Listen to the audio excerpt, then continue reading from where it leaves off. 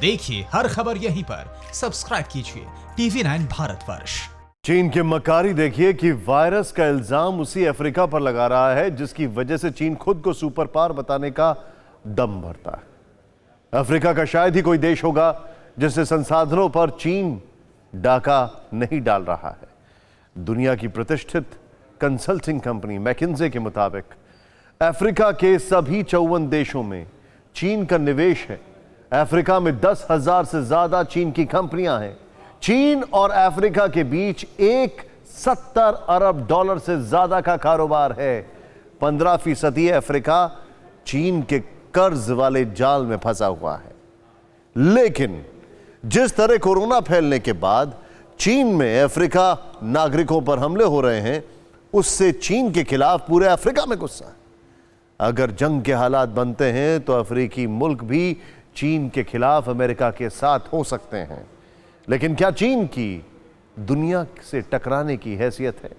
यही जवाब होता है कोरोना वायरस को लेकर दुनिया जब भी चीन को कटघरे में खड़ा करती है। चीन इस तरह उल्टा अमेरिका के बहाने दुनिया के तमाम मुल्कों पर सवाल उठाने लगता है। आखिर चीन की चोरी और सीना जोरी वाले इस दाव की वजह क्या है, उसे इस तस्वीर से समझिए। अमेरिका के विदेश मंत्री माइक पोम्पियो जब चीन से हिसाब चुकता करने की चेतावनी दे रहे थे, उसी वक्त शिकागो एयरपोर्ट पर चीन से आया एक कार्गो प्लान अनलोड हो रहा था। चीन से आए इस प्लेन में अमेरिका के लिए पीपीई किट के साथ ही मेडिकल सामान की खेप थी। वैसे पिछले 1 महीने के दौरान चीन से ऐसे कई विमान मास्क और मेडिकल का सामान लेकर अमेरिका आ चुके हैं।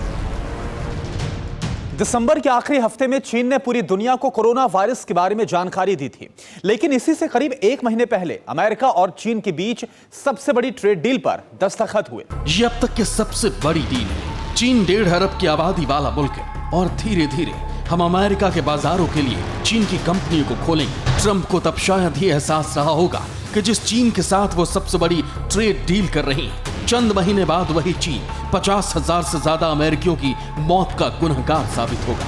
हालांकि ट्रंप अब चीन से डील रद्द करने की धमकी दे चुके हैं, लेकिन चीन का झूठ और फरेब जारी है। चीन के मुताबिक वुहान में कोरोना का कोई मरीज नहीं है। दावा किया जा रहा है कि वुहान में कोरोना के आखिरी मरीज को भी ठीक होने के बाद अस्पताल से डिस्चार्ज कर दिया गया है। इसी तरह के फर्जी दावे कर चीन कई दशकों से दुनिया में बीमारी फैलाकर तिजोरी भरने की चाल चलता रहा है। यकीन नहीं होता तो इस ग्राफ को देख लीजिए। इस ग्राफ में 1992 से 2019 तक चीन की तरक्की का पैमाना देख लीजिए। 1992 के बाद से ही पिछले करीब 3 दशक के दौरान एक भी साल ऐसा नहीं गया जब चीन की इकोनॉमी ने नई ऊंचाई हासिल न की हो। जिनपिंग के शासन के दौरान तो चीन की इकोनॉमी ने कई रिकॉर्ड बनाए। ये वही दौर था जब ऑस्ट्रेलिया से अमेरिका तक हर दूसरी चीज मेड इन चाइना मार्का होती थी। तरक्की के जिस मीनार पर चीन धौंस जमाता था, कोरोना वायरस ने चीन के उस गुरूर को खाक में मिला दिया है। जनवरी से मार्च की पहली तिमाही में कोरोना ने चीन की इकोनॉमी की कमर ही तोड़ दी। National Bureau of Statistics of China के मुताबिक 2020 की पहली तिमाही में ये 6.8% घट गई, जो 1970 के बाद जीडीपी में सबसे बड़ी गिरावट है। रिपोर्ट बताती है कि 1990 की शुरुआत में जब से चीन ने अपनी जीडीपी को तिमाही में मापना शुरू किया, तब से ये पहला नेगेटिव ग्रोथ है। इतना ही नहीं, चीन में एक बार फिर 1958 की तरह की अकाल के हालात बन सकते हैं। 1958 में चीन में पड़े भीषण अकाल में 2.5 करोड़ लोगों की मौत हुई थी। चीन के एग्रीकल्चर मिनिस्ट्री के इस साल के आंकड़ों के मुताबिक 2020 में चीन में 540 मिलियन टन अन्न उत्पादन हो सकता है, जबकि चीन में खाद्यान्न की सालाना डिमांड 700 मिलियन टन है। साफ है कि चीन में इस साल जरूरत से 200 मिलियन टन कम अन्न होगा।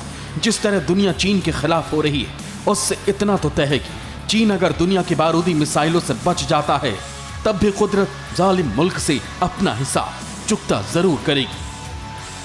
अड़ी सोमवार से शुक्रवार शाम 6 बजे सिर्फ TV9 भारतवर्ष पर।